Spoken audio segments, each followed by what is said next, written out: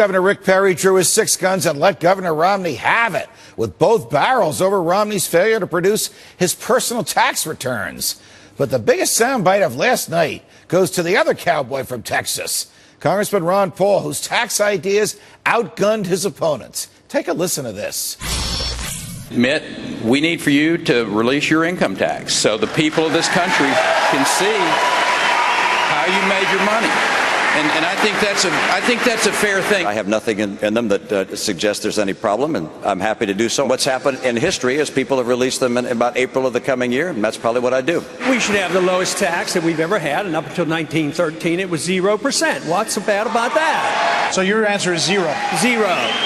Zero.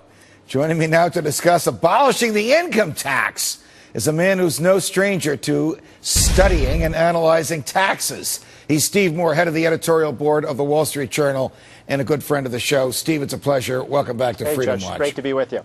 Can we take Congressman Paul seriously at his word that were he to be nominated and then elected president, he would move to reduce the income tax rates to zero, or as he says, gradually abolish the income tax, shrink the government down to its constitutional size, and force it to go to other resources for cash?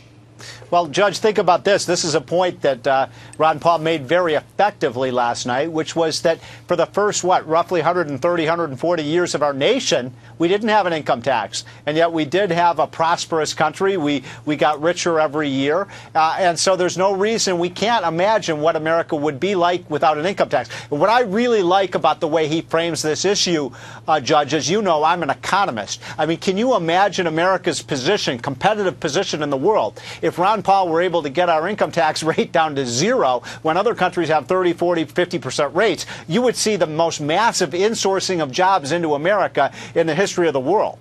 And everyone's wealth would increase as a result of that prosperity generated without the heavy hand of government. That's right. Now, you asked me the question, Judge, could he do it? Could we actually reduce government spending enough to eliminate the $1 trillion or so we raise each year for an income tax? That's a pretty heavy lift. I've been in this town for 27 years. It's hard enough to cut $100 billion out of the budget, let alone $1 trillion. But look, if Ron Paul were elected president, I believe he would have the moral authority and the mandate from voters to do this. To what do you attribute his popularity among young people, and to what do you attribute his remarkable popularity amongst active duty military, from whom he receives more political contributions than the other Republican candidates and the president?